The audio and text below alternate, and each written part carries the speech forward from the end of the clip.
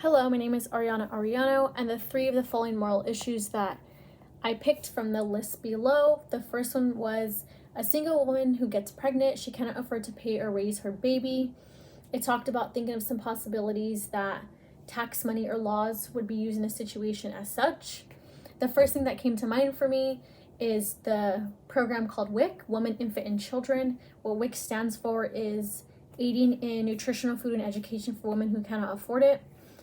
They do that with providing electronic cards, checks, vouchers for food. Some examples would be providing formula, vegetables, eggs, using food stamps for things like such.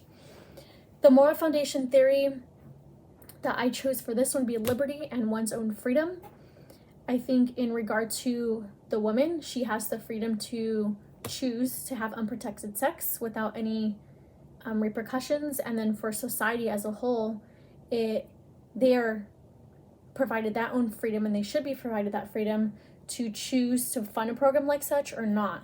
So have the freedom to fund it or have the freedom to not fund it, and have that choice to or to not, instead of being forced to their tax dollars being forced to fund a program as such, even though that was that own woman's choice to have unprotected sex.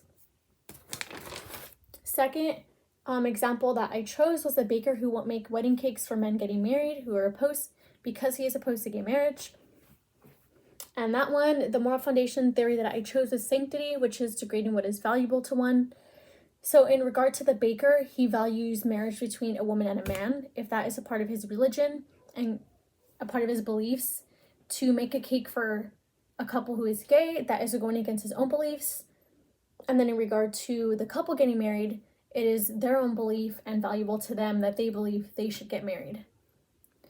And then lastly, a woman who comes illegally, who doesn't pay taxes, who sends all the money that she receives here to her family back home. The moral foundation that I chose for that one would be fairness, and that's to protect one from cheating.